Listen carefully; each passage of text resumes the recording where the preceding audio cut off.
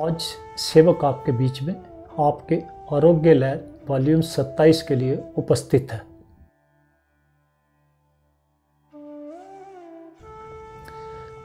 आज आपके सभी प्रश्नों को सेवक 3 भागों में डिवाइड कर देगा। पहले भाग में तो आपने जो शरीर की क्षमता बढ़ाने के लिए या इम्यूनिटी सिस्टम बढ़ाने के लिए पूछा है उसके बारे में बात करेगा। दूसरे भाग में आपने पूछा है कि गवर्नमेंट इस कोविड-19 पर क्या कर रही है, दवाइयों के विषय में पूछा है। तीसरा आपने कहा है कि अपने सुझाव जो है वो सारांश में बताइए कि आप वॉल्यूम में अलग अलग आपके सुझाव हैं, तो इसलिए सारांशता रूप में बताइए। तो सेवक कोशिश करेगा आज के आपके वॉल्यूम 27 में आपके सारे प्रश्न सम्मिलित करने की। सर्वप्रथम सेवक आपके प्रथम भाग पर आता है कि हम इम्यून सिस्टम को कैसे स्ट्रॉन्ग कर सकते हैं। देखिए, सर्वप्रथम तो अपना वर्कआउट एक्सरसाइज आप जारी रखिए, कम से कम 35 से 40 मिनट जरूर लगाइए। अगर वॉक करने जाते हैं तो जर्क वॉकिंग कीजिए, थोड़ा फास्ट धीरे धीरे। मैं ये नहीं कहता, अपनी शरीर की क्षमता के हिसाब से करिए। एक्सरसाइज भी जो भी करनी है अपनी शरीर की क्षमता के हिसाब से कीजिए, लेकिन कम से कम 40 मिनट रोज जरूर लगाइए। दूसरा, आप प्रतिदिन कम से कम 8 घंटे नींद जरूर लीजिए। तीसरा, सेवक आपको एक लिक्विड बनाने के लिए बताएगा कि आपने क्या करना है। 1 कप लहसुन का रस लेना है, 1 कप अदरक का रस लेना है, 1 कप नींबू का रस लेना है और 1 कप आपने लेना है एप्पल का विनेगर यानी कि सेब का सिरका। लेकिन ये ध्यान रखना कि सेब का सिरका ऑर्गेनिक होना चाहिए, सिंथेटिक नहीं होना चाहिए। और 5वां आप ले लेना है शहद। ये 1 कप आपने पहले कढ़ाई में नम आग पे 1 कप जो आपने लहसुन का रस था उसको डाला। जब वो हल्का हल्का गर्म हो गया है, आप उसमें कड़छी या किसी ऐसी चीज़ से चलाते रहिए। उसके बाद थोड़ी देर के बाद 1 कप अदरक का रस जो आपने रखा हुआ था वो मिला दीजिए, उसको चलाते रहिए। जब थोड़ा सा बिस्कुटी कलर आने लग जाए तो तब आप उसमें जो 1 कप आपने नींबू का रस निकाल के रखा था उसको डाल दीजिए और कड़छी से चलाते रहिए। जब थोड़ा सा आप देखेंगे कि गर्म और हो गया है और थोड़ा आधे कप जितना सूख चुका है, तो अब इसमें आपने सेब का जो सिरका आपने लिया था ऑर्गेनिक, वो 1 कप उसमें डाल देंगे। अब इसको फिर कड़छी से चलाते रहिए। आधा कप पहले कम हो चुका था। अब जब ये 4 कप जो आपका लिक्विड था ये 3 के करीब जब रह जाए आपके अंदाजे से, तो फिर आप इसको जो है उतार लीजिए। जब थोड़ा सा वो हल्का सा ठंडा होने लगे तो 2 कप शहद मिला के उसको मिक्स करके शीशे के किसी बर्तन में रख लीजिए और रोज सुबह जो है 2 चमचे 2 गिलास गर्म पानी में 1 गिलास में 1 चम्मच मिला के सिप सिप करके पी के खाली पेट सुबह आपने लेना, ये ध्यान रखना। हाँ, एक बात जरूर है कि अगर कोई शुगर पेशेंट है तो वो जो 2 कप मैंने शहद कहा है आपको सेवक ने, उस 2 कप शहद की जगह पे 1 कप नीम का शहद मिलाएं। नीम का शहद स्वदेशी फार्मेसी का अच्छा है इस समय सेवक के एक्सपीरियंस के आधार पे, तो आप उसको 1 कप शहद वो वाला मिलाएं, नीम वाला जो शुगर पेशेंट है। और ये आप उसी तरह 2 गिलास पानी सुबह लें। हाँ, लेकिन जो किडनी पेशेंट हैं वो ध्यान रखें कि अपना दिन भर का लिक्विड उतना ही लेना है जितना आपको डॉक्टर्स ने सजेस्ट किया हुआ है, एडवाइस किया हुआ है। आपने लिक्विड उतना लेना है, लेकिन आजकल आपको कम से कम 1.5-2 लीटर नॉर्मल कोर्स में ज़रूर लेना चाहिए लिक्विड। तो इसलिए आप जब ये तीनों कार्य करेंगे, एक्सरसाइज रेगुलर रखेंगे, नींद प्रॉपर रखेंगे, इस लिक्विड को सुबह खाली पेट लेते रहेंगे, और चौथी बात यह है कि आप अपने पोस्चर को सीधा रखिए। क्योंकि आजकल देखिए हम मैक्सिमम घर में रहते हैं, वर्क टू होम चल रहा है मैक्सिमम, और या कुछ लोगों की नौकरियां चली गई इन दिनों में। तो इससे क्या हुआ है कि घर में बैठे रहने थे, हम सेल यूज़ कर रहे हैं, लैपटॉप ज़्यादा यूज़ कर रहे हैं, टीवी ज़्यादा देख रहे हैं, तो हम पोस्चर का ध्यान नहीं कर रहे हैं। हम अपने पोस्चर का भी ध्यान रखें। जब आप इन चारों बातों का ध्यान करोगे तो आप देखना थोड़े ही टाइम में आपका इम्यून सिस्टम बहुत स्ट्रांग हो जाएगा।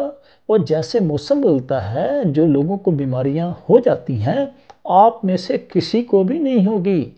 ये सेवक आपको गारंटी देता है कि जब मौसम चेंज होगा आपको कोई बीमारी नहीं होगी और ये कोरोना भी नहीं होगा। कोरोना में भी क्या है कि आपने सेफ्टी अपनी लेनी है, जैसे गवर्नमेंट ने भी आपको गाइड किया हुआ है, बाहर जाएं मास्क लगा के जाएं, किसी से बात करें मास्क लगा के करें, और अपना हाथ और मुंह को धोते रहें, अच्छी तरह वॉश करते रहें। सेवक आपको यह नहीं कहता कि आप जरूरी है कि केमिकल वगैरह से करिए, लेकिन आप पानी से अच्छी तरह 2 मिनट वॉश कर लेते हैं तो आपके ये सफाई हो जाती है। अब आते हैं भाग 2 पर, जिसमें कि हमारी गवर्नमेंट्स कोरोना की दवाई के विषय में क्या कर रही है। देखिए, सेवक ने 2/1/2021 की the Times of India newspaper में पढ़ा कि सब्जेक्ट एक्सपर्ट कमेटी जो कि ड्रग रेगुलेटर्स की है, उन्होंने 1/1/2021 को एमरजेंसी यूज के लिए एथोराइजेशन दी है, यानी कि EUA एमरजेंसी यूज ऑथराइजेशन। किसके लिए? Serum Institute of India Covishield developed by Oxford University and AstraZeneca, जो कि इस यूनिवर्सिटी से डेवलप की गई है।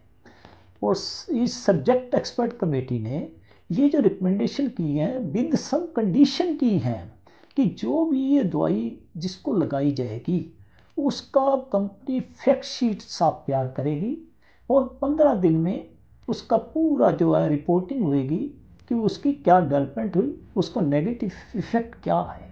और ये भी रिकमेंड किया है कि 2 फुल डोजेज जो हैं कोशील्ड की, ये in a gap of 4 to 6 weeks में लगाई जाएगी। द फाइनल मार्केटिंग अप्रूवल जो है वो by drug controller general of India से अभी अवेटेड है। और सेवक ने यह भी पढ़ा कि जो पहली 1 करोड़ डोजेज होगी वो जो फंडेड की जाएगी वो प्राइम मिनिस्टर केयर फंड से फंडेड की जाएगी।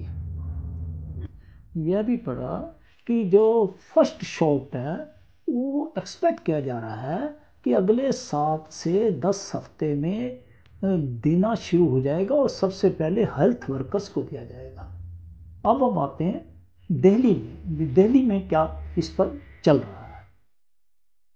दिल्ली में सेवक ने पढ़ा कि इन दी फर्स्ट फेज ये जो है 51 लाख पीपल्स को ये वैक्सीन दी जाएगी, जिसमें से 3 लाख पहले हेल्थ वर्कर्स होंगे और 6 लाख फ्रंट लाइन वर्कर्स होंगे, प्लस 42 लाख पीपल वो होंगे जिनकी एज 50 ईयर से ऊपर है, और 50 ईयर से नीचे वाले भी वो हो सकते हैं जिनको कि दूसरी प्रॉब्लम्स हैं। और इस प्रोसेस के लिए सेल्फ रजिस्ट्रेशन कराना होगा। वो ऐप लॉन्च की जाएगी with in A short time, और जिन्होंने रजिस्ट्रेशन कराना होगा उनको उनके फ़ोन पर मैसेज आएंगे कि आपने किस समय पर और किस स्थान पर आपने किस तारीख को उपस्थित होना है। लेकिन ये मैसेज भी उन्होंने बताया है कि 2 दिन पहले ही मिल जाएगा। सेवक आपके इसी भाग में ऐड करना चाहता है। देखिए, सेवक ने देखा है कि अस्पतालों में काफ़ी अच्छे अस्पतालों में जो दवाइयाँ दी जा रही हैं, सरकारी अस्पतालों में मल्टीविटामिन, कैल्शियम, विटामिन सी। तो ये क्या है कि देखिए आजकल हम ना मैक्सिमम घरों में रहते हैं, तो हम कोई परिश्रम नहीं कर रहे, कोई मेहनत नहीं कर रहे। तो सेवक ने एक देखा हॉस्पिटल में एक बुजुर्ग महिला के पास कैल्शियम की गोली देखी। जब सेवक ने उसके कंटेंट्स देखे तो सेवक को ये महसूस हुआ कि अगर ये दवाई रेगुलर लेते रहेंगे कैल्शियम की तो इससे हो सकता है पथरी डेवलप हो जाए, क्योंकि हम आजकल अपने शरीर से कोई मेहनत के कार्य नहीं कर रहे हैं। उसका सेवक एग्जाम्पल भी आपको दिखाना चाहता है। जो कैल्शियम की दवाई सेवक ने वहाँ पर देखी थी, उसकी टिक दी थी, वो आपको भी दिखाना चाहता है कि देखिए ऐसी दवाइयाँ जब हम रेगुलर प्रयोग करते जाएंगे तो हमारे अंदर शरीर में स्टोन बन सकता है। तो हमारे मेडिकल स्टाफ को इन चीज़ों का भी ध्यान रखना चाहिए।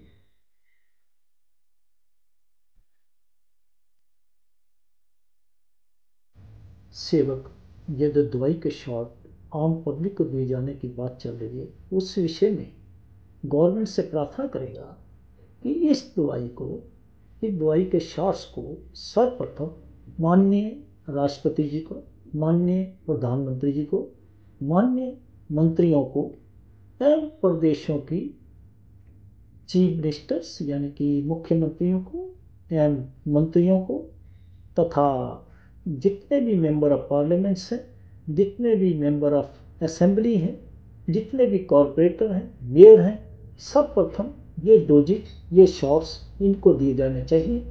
उसके बाद जितने भी हमारे न्यायाधीश हैं, मुख्य न्यायाधीश हैं और जितने भी हमारे IAS, IPS, IRS, IFS official हैं, उनको ये डोज दी जानी चाहिए।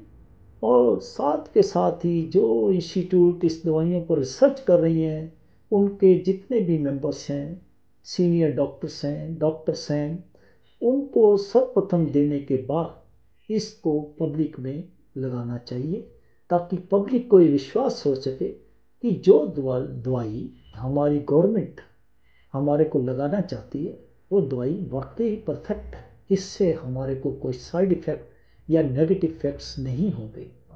सेवक अब आता है भाग 3 पर। देखिए, सेवक आपको बताना चाहेगा कि अगर सेवक आपके बाकी के प्रश्नों को सबको लेकर जवाब देने लगा तो ये वॉल्यूम भी बहुत लंबा हो जाएगा, लेकिन एक आपसे प्रार्थना करेगा कि सेवक का वॉल्यूम 22 का जो 11 मिनट के बाद का भाग है, अगर वो आप सुन लेंगे तो आपके काफ़ी क्वेश्चन जो है उसमें कवर हो जाएंगे। अब उसके अलावा जो बात है सेवक आपसे ज़रूर करेगा, और थोड़ा सा सारांश रूप में आपने क्योंकि कहा था कि आप सारांश रूप में ज़रूर बताइए, अपने विचार प्रकट कीजिए, तो सारांश रूप में सेवक आपसे ज़रूर अपने विचार रखेगा। देखिए, सेवक ने आज ही टाइम्स ऑफ इंडिया में टाइम्स नेशनल पेज पर ये पढ़ा कि यूपी गवर्नमेंट एक ऐसा अध्यादेश लाना चाह रही है जिसमें कि धार्मिक स्थलों को, चाहे वो पब्लिक प्लेस पर बने हुए या प्राइवेट प्लेस पर हैं, उसको अपने कंट्रोल में लाने के लिए सेवक आपको ये बताना चाहता है ऐसा ही विधेयक जब हमारी बीजेपी की गवर्नमेंट थी उत्तर प्रदेश में तब भी लाया गया था। अपोजिशन ने बहुत उस पर अपोज किया था, लेकिन फिर भी पास करके राज्यपाल के पास भेजा गया। राज्यपाल ने राष्ट्रपति महोदय की अनुमति के लिए भेजा था, लेकिन उसकी आज तक परमिशन नहीं मिली। लेकिन अब दोबारा वही कोशिश की जा रही है, जो कि सेवक समझता है कि ये हमारे फंडामेंटल राइट्स पर एक आघात होगा। अब आखिर में जैसा कि सेवक ने आपसे कहा कि सारांशता जो सेवक महसूस करता है कि हमारी सरकार को इस समय क्या करना चाहिए, क्योंकि देखिए हमारी सरकार इस समय पूर्ण बहुमत में है, तो जो कार्य सेवक आपसे डिस्कस करने जा रहा है वो कार्य हमारी इस गवर्नमेंट के द्वारा किए जा सकते हैं। सर्वप्रथम जैसा कि एक देश एक कानून लागू किया जाए, ये नहीं कि अलग अलग कम्युनिटी के लिए अलग अलग कानून हो, अलग अलग प्रदेशों में अलग अलग सज़ा का प्रावधान हो, अलग अलग कानून हो। जब इसको ख़त्म कर दिया जाएगा तो ऑटोमेटिकली हमारे अंदर इक्वालिटी आ जाएगी, किसी के साथ भी भेदभाव नहीं हो सकेगा। ये नहीं है कि हिमाचल में क्राइम अगेंस्ट वुमेन की सज़ा अलग है, दिल्ली में क्राइम अगेंस्ट वुमेन की सज़ा अलग है, मुस्लिम के लिए लॉ अलग है, हिंदू के लिए लॉ अलग है, ईसाइयों के लिए कुछ प्रोविज़न अलग हैं, पारसियों के लिए कुछ प्रोविज़न अलग हैं। सेवक चाहता है कि ये सारे प्रोविज़न जो हैं सबके लिए एक जैसे जब हो जाएंगे तो किसी के अंदर भी हीन भावना, भेदभाव की भावना नहीं रहेगी। दूसरा सुझाव सेवक का है कि हमारी गवर्नमेंट को, हमारी सरकार को जनसंख्या नियंत्रण बिल पास करना चाहिए कि हमारे यहाँ 1 या 2 बच्चों से अधिक जिसके भी हों उसके लिए सज़ा का प्रावधान किया जाए, और उस परिवार को उस पर्टिकुलर डेट से जब ये कानून बनाया जाएगा उसके बाद से जो भी परिवार 1 या 2 बच्चों से ज़्यादा जन्म देगा तो उनको कोई भी सब्सिडी, किसी तरह की भी गवर्नमेंट फैसिलिटी ना दी जाए। तीसरा सुझाव होगा कि जितने भी राजनीतिज्ञ सजा याफ्ता हैं उनको राजनीति में किसी भी प्रकार से आने का प्रावधान बंद किया जाए, कि वो राजनीति में किसी भी तरह से पार्टिसिपेट ना कर सकें। वो चौथा सेवक का सुझाव है कि आरटीआई कानून को और विस्तृत किया जाए, बल्कि इनको कॉर्पोरेट हाउसिंग पर भी लागू किया जाए कि अगर कोई कॉर्पोरेट हाउस पर भी आरटीआई लगाता है तो उसको जवाब मिलना चाहिए। जब ये कानून में प्रावधान हो जाएगा तो जो कॉर्पोरेट इस समय बैंक्रप्सी वगैरह एक्ट में जाके अप्लाई करते हैं वो प्रॉब्लम बहुत कम हो जाएगी, क्योंकि वो ऐसी गलतियां करेंगे ही नहीं, क्योंकि ऐसी गलती करेंगे तो सज़ा के प्रावधान होंगे। तो जब आरटीआई से आपको इन्फॉर्मेशन मिल जाएगी शेयर होल्डर्स को, तो वहीं पर ही वो कंपनी एक्सपोज हो जाएगी। उसके बाद वो इन्वेस्टर को या अपने ग्राहकों को ठग नहीं सकेगी। आपके किसानों के विषय में सेवक सिर्फ इतना कहना चाहेगा कि देखिए, किसानों के आंदोलन से, उनकी स्पीचों से, उनके भाषणों से ही इन तीनों कानूनों की सारी गुत्थियां सुलझती गई हैं।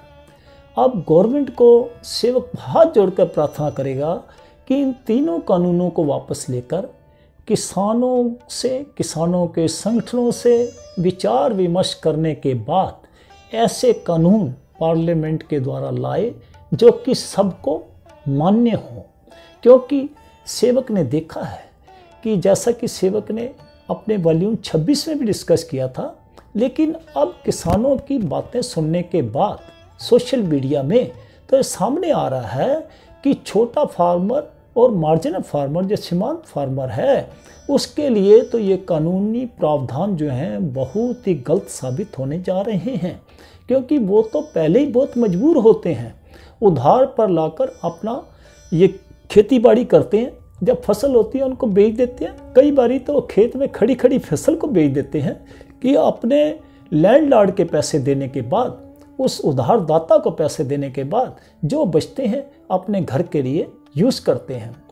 लेकिन जब बड़ी बड़ी कंपनियों से उनके कॉन्टैक्ट होंगे या वो कंपनियां करेंगी तो वो छोटे किसानों को उनकी शर्तों का भी नहीं पता लगेगा कि इन्होंने शर्तें कैसी लगाई। क्योंकि जैसा कि आप बैंकों में देखते हैं कि सेवक को बहुत एक्सपीरियंस है कि बड़े सोशल केस में, गरीबों के केसेज में, इंश्योरेंस केसेज में, कंज्यूमर कोर्ट्स में जाता है तो देखता है कि ये टर्म्स एंड कंडीशन उन लोगों को, आम लोगों को पता भी नहीं चलती और ये कंपनियां नाजायज़ फ़ायदा उठाती हैं। तो ऐसा ही इसमें भी होने जा रहा है। दूसरा जो प्रावधान है, एक तो यह है कि इनकी ग्रीवेंस रिड्रेसल बोर्ड बनेंगे। पहले तो 30 दिन का टाइम उनको दिया जाएगा, जैसे सेवक को पता लगा, उसके बाद एसडीएम के पास अपील कर सकते हैं। 30 दिन का टाइम वहाँ पे मिलेगा, उसके बाद जो डिस्ट्रिक्ट होगा उसके पास अपील कर सकते हैं, डीसी के पास। तो अब ये देखिए कि अगर 3 महीने छोटे किसान को लग जाएंगे तो अपनी फसल वो कैसे काटेगा और वो वकीलों की फीस कैसे अफोर्ड कर सकता है। तो इसलिए पहले क्या था कि वो एक सरमाएदार से पैसा लेता था, फसल बेच के उसको दे देता था।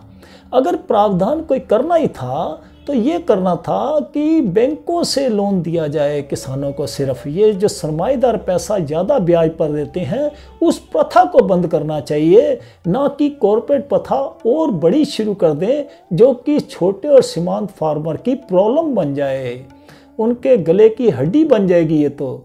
इसलिए मेरा तो हाथ जोड़कर फिर प्रार्थना है माननीय प्रधानमंत्री जी से और माननीय मंत्रियों से कि आप इन बिलों को वापस लेकर किसानों के साथ, किसानों के संगठनों की राय के साथ बिल बनाइए और पार्लियामेंट में प्रॉपर डिबेट करा कर लाइए।